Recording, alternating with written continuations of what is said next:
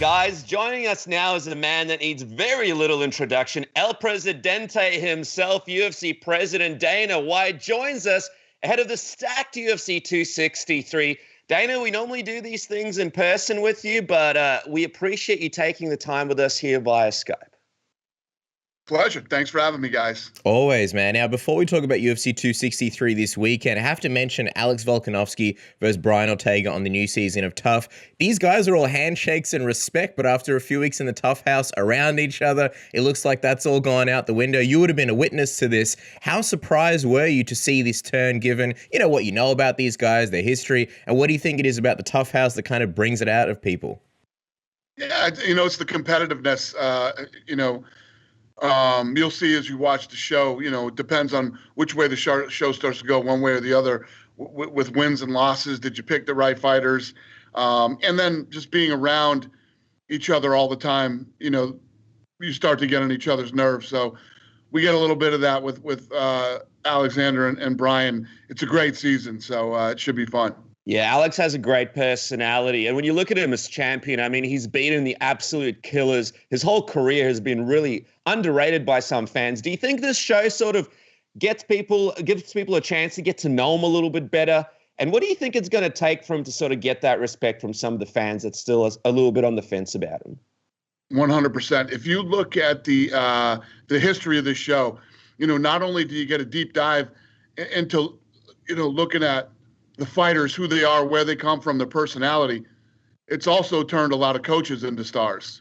I was going to say, the coaches are just as much a part of the product as the fighters themselves. But with Volkanovski, I almost feel like after those two Max Holloway fights, he's become almost a polarizing figure because of the fact that Max was so beloved. What do you think it's going to take for him to kind of, win people over and I guess get the respect that he deserves as a champion? Yeah, not everybody's path is the same. Some it takes, more time. I mean, look at how long it took Chuck Liddell to get a title fight and to become a huge star in the UFC. It took a long time. And realistically, before we bought the UFC, me and the Fertittas, the old regime didn't even want Chuck Liddell. I'm the one that got Chuck Liddell into the UFC. They didn't want him. So Anderson Silva didn't become a huge star in the UFC until he kicked Vitor in the face in that fight. And the list goes on and on of people who have had, a tougher path. Can't wait for the fight between Volko and Ortega. Can we confirm, Dana, we see some rumors that the fight is on for UFC 266. Is that accurate? Let me take a look here. Yeah, that is 266. Is that the war room right there? Do you mind just turning the camera just a little bit? Yeah, I'm in the war room. Damn, we didn't reveal the next 50 fights for the year. Just quickly, UFC 266, is that London or is it still a location that you guys are trying to figure out? Because I think initially it was supposed to be the States, and then I think now it's London. Yeah. No, we 266. We don't know yet. We're still, you're talking about the end of September for that fight. So, who knows where? Listen, everything looks like it's going in the right direction. I don't know about Canada and Australia, but everything else looks like it's going in the right direction. Yeah, we'll get to Australia in a second, but just quickly on Tough, you mentioned to Aaron Bronstedt on TSN that there's always something shocking happening on Tough every season. After 30 seasons, when you look back on it, what has been the most shocking thing that sort of stands out to you in your mind from Tough? Yeah, I wouldn't say there's always something shocking, but something different always happens. It's funny because people are talking about, are you going to keep the same format? Are you going to change the format? We keep the same format, yet every season something different happens. There's always something that we've never seen before. But as far as the most shocking, I mean, we've had some pretty bad stuff, especially in the early days of Tough. There was the whole where one team kept eating the other team's food, so they peed in it. I mean, and then they made love to the sushi. Let's not forget that part. Nasty shit like that. Yeah. Exactly. I didn't even want to mention that one because that one's so gross. But yeah, I mean, we've had some bad stuff. Yeah, and then the door budget, the UFC door budget must be in the billions. The door always seems to cop. Hey, Dana, I was going to say also... Nobody gets their ass kicked in this show like the Doors. Oh, dude, that door, I'll tell you, it deserves some kind of Hall of Fame nomination. Let me ask you, The fans are always wondering, do you think we'll ever see a comeback season of Tough in the future? There's so many guys I suppose you could chuck in there. I don't know. That's a good, my thing is Tough is a very unique experience because number one, it's the hardest thing you will ever do in the sport. If you can make it through The Ultimate Fighter, you can make it through anything. I mean, even Nate Diaz, who said him and his brother used to make fun of The Ultimate Fighter until he did it. He said, I'll never make fun of anybody ever again that does this show. This is the hardest thing I've ever done. And, then people get to see you, they get to learn who you are, and they either become fans or they don't. If you come off The Ultimate Fighter and you haven't done anything with your career after that, I don't know if there's ever really, a need for a comeback show. Yeah, well, speaking of obviously Nate Diaz, he's fighting this weekend. Before we get to Nate, UFC 263, you got the main event, Israel Adesanya versus Marvin Vettori in the rematch for the UFC middleweight belt.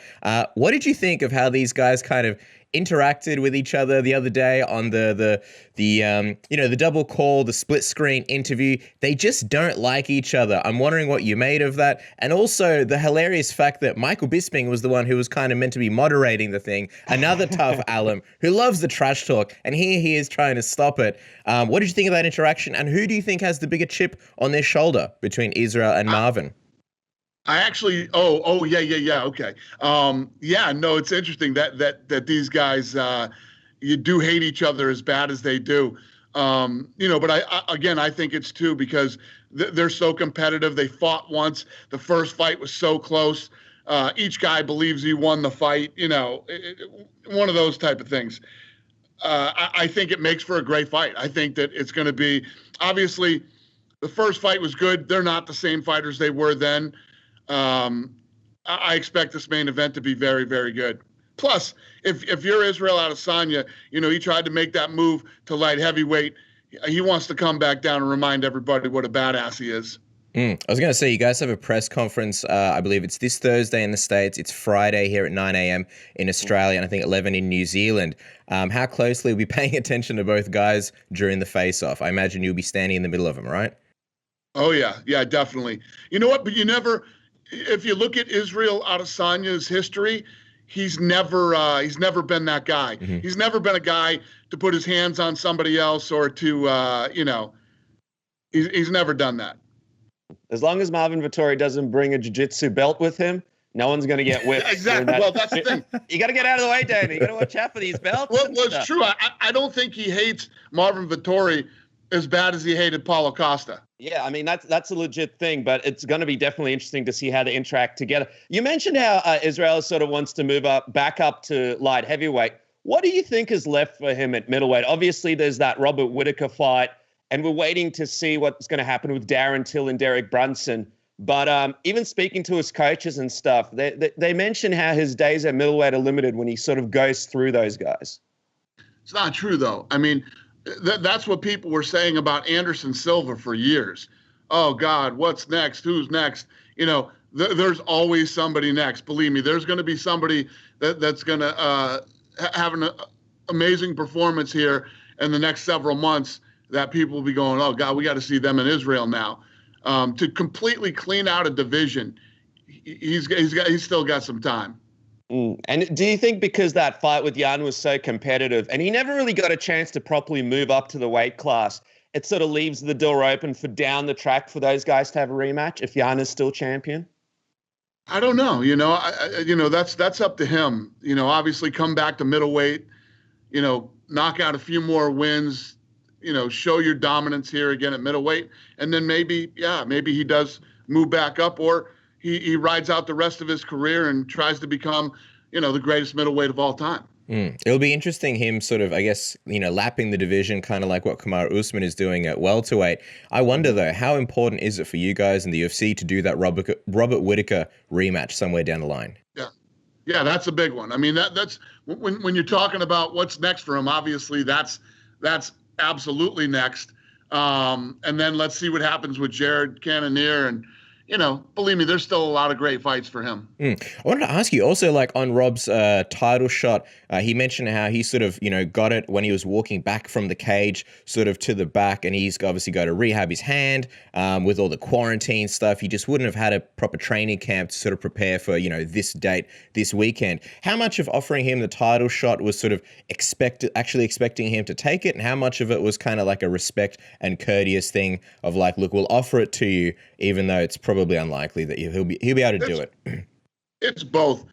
I've liked Robert Whittaker and have believed in Robert Whittaker since the Ultimate Fighter.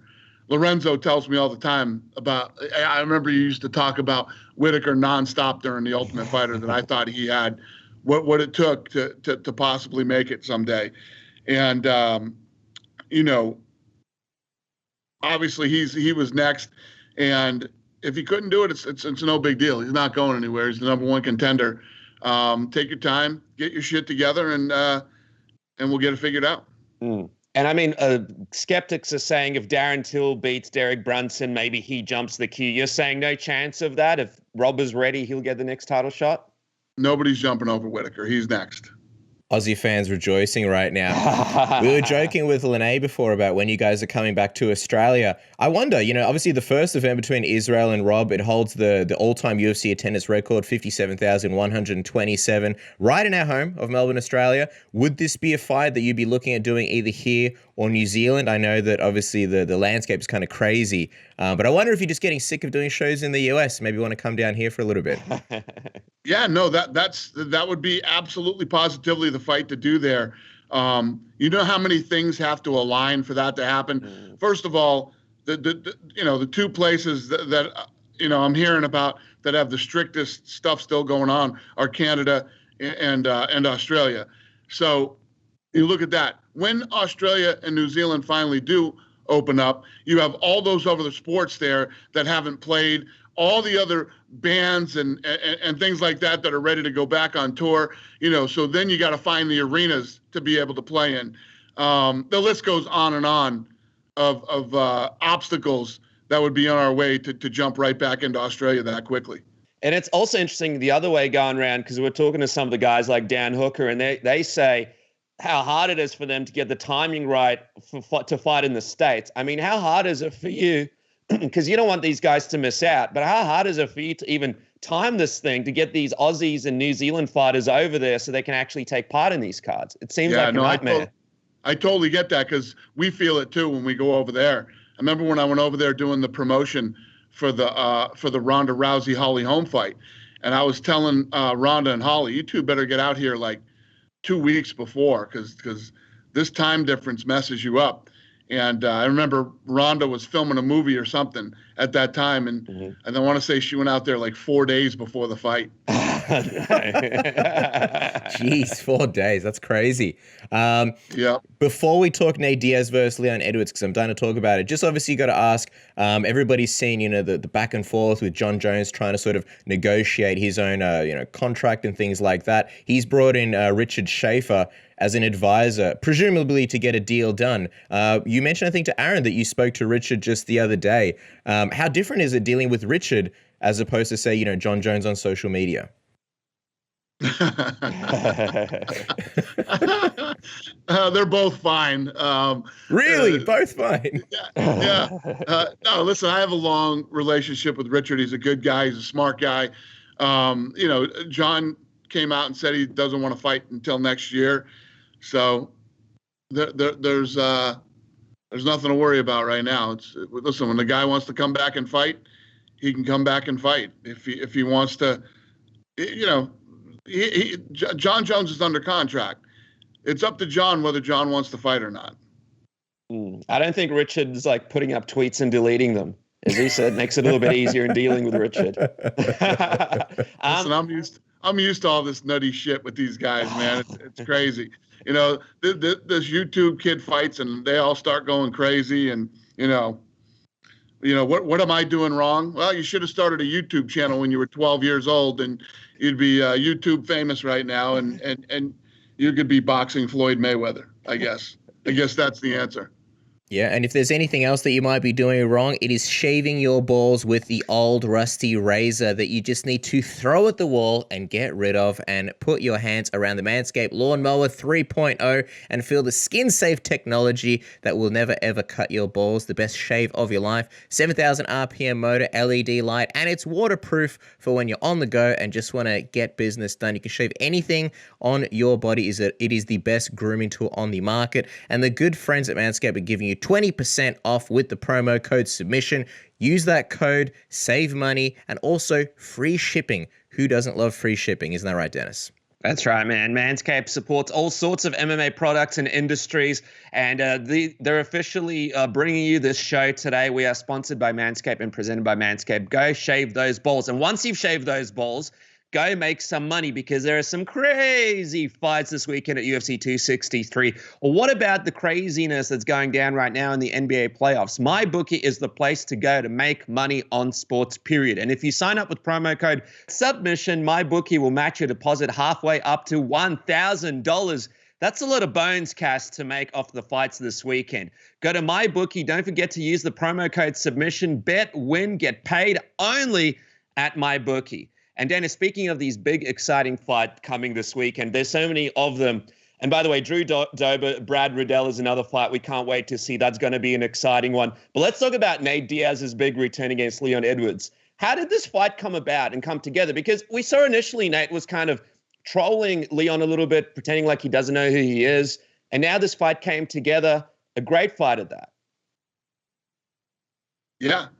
What are you asking me? How did it come together? Yeah, how did it come together? And was Nate easy to convince to fight Leon, or was it something he was looking to do? It wasn't us convincing him. He wanted that fight. So you know, that kid's got.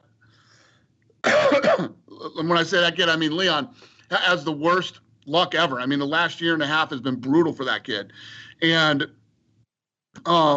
you know, I can't remember what the fight was before this that fell apart, but another fight fell apart. Was it Hamzat? Yeah, Hamzat fell out again on Leon. So Nate Diaz asked for that fight. Nate Diaz wanted that fight. Were you surprised at all? Just because Nate kind of has this reputation for wanting, you know, these big, massive fights, and Leon, incredibly skilled guy, but he's, you know, pretty soft-spoken. He's not a star yet. Were you surprised that Nate said, "Hey, this is the guy that I want"? No, listen, Nate always wants to fight tough guys, like you said, man. Nate isn't not trying to fight tough guys. You know, just Nate's going to fight when he wants to fight on his own schedule, you know?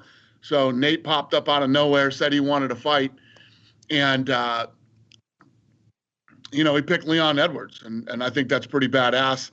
And Leon, a guy who's been, you know, super unlucky for the last year and a half, this was a great call out for him too, you know, to be called out by Nate and get this fight. You know, if he wins on Saturday night, a lot more people are going to know who Leon is. Man, it's going to be absolutely massive. And I'm wondering, Dana, what does it mean for the title? I know you mentioned that Colby Covington is next, but if Nate Diaz wins here, it looks like Kamaru Usman would be all over that fight. And if Leon Edwards wins here, it extends his win streak. Is there any chance those guys can squeeze in, or is it absolutely Colby next and then maybe one of these guys next if they win? Yeah, I mean, Colby's the #1 contender. We did the Masvidal fight. You know, Usman wanted that fight back. Colby Covington is the fight with Colby and Usman's one of the best fights I've ever seen in my life. He's the #1 contender. It's the fight to make. If we're talking stakes, obviously if a title shot isn't on the line, what do you think is on the line here between Nate and Leon? It does have that big fight feel, and also it's a 5-round fight, which is unprecedented. It's not a main event. Who do you think that benefits in this fight? Yeah, well, that was something that Nate Diaz, you know, he likes fighting 5-rounders, and yeah, this is a big fight for those guys. I mean, whoever wins is next after Colby. And speaking of Diaz, just quickly on his brother Nick, I saw you told Kevin Ioli that it looks like Nick might fight this year. I'm wondering, man, do you think a guy like Jorge Masvidal might be the front runner for a fight like that? It seems like a huge fight and stylistically something that the fans have wanted to see for a couple of years. When you're matching up a guy like Nick Diaz, does Jorge sort of pop to mind as the #1 front runner to you? I don't know yet. I honestly don't know. We'll see, you know, as we get closer and how things play out, who's available. just so many different things play a factor in who fights who. When you speak to Nick, do you get the feeling of, hey, this guy wants to come in and have one more run at the title, or, hey, this guy wants to come in, have a couple of big fights and sort of hang up his gloves in the right way, sort of in that octagon, so fans can sort of see him have those last few battles? I don't know. He's so hard to read. He's a very, very hard read, man. Nick Diaz is a tough one to figure out. What for you was kind of the turning point? Because I know that for a long time it was like, no, I don't think he's going to fight again. And then you told Kevin, I think just like yesterday, you said, no, I think he is going to fight. What was the turning point for you? Yeah, so he met with us in Jacksonville. We sat down in my room at the arena and talked for a while. And it sounds like he's pretty serious and like he wants to get a fight this year. So, you know me, I'm always no. And this time I'm a little more optimistic that he actually does want to fight. And I mean, he's looking like he's in great shape and ready to go. Some people are a little bit skeptical. What does Nick Diaz look like in 2021, 2022? But do you believe Nick Diaz is as dangerous as he once was when he makes his return? Do you think fans are a little bit too critical on him from what they've seen from him from the last few years of him being out of the sport and maybe not in the best shape? Yeah, well, the kid always looks like he's in good shape. You know, but you think of all the greatest fighters of all time, including Ali. Ali took like 3.5 years off and never looked the same again when he came back. He was not the same fighter. It's very hard to take time away from this sport, especially as you get older, and try to come back and, you know, look like the old you.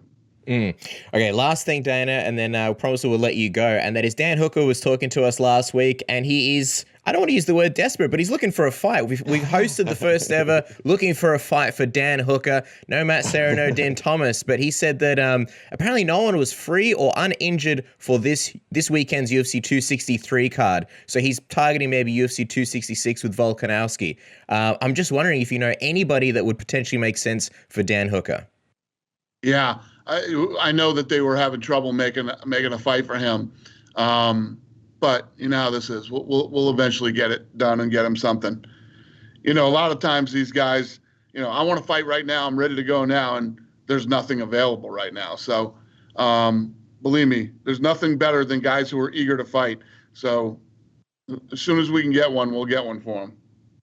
All right, guys. Well, the big event is going down this weekend. Man, I cannot wait, Dana. UFC 263, Adesanya versus Vettori this Sunday, June 13th for everybody in Australia. And, of course, Saturday, June 12th for everybody in the States. You got Israel Adesanya versus Marvin Vettori for the UFC middleweight title. You got the Brandon Moreno-Davison rematch for the UFC flyweight title. Leon Edwards, Nick Diaz. What about Drew Dober versus Brad Riddell? Man, so many great fights on there. Damian Maia, so many great fights. Order it on pay-per-view on Foxtel Fight Pass on the UFC app. Dana, we appreciate you taking some time from the war room to join your best friends in Australia, Submission Radio.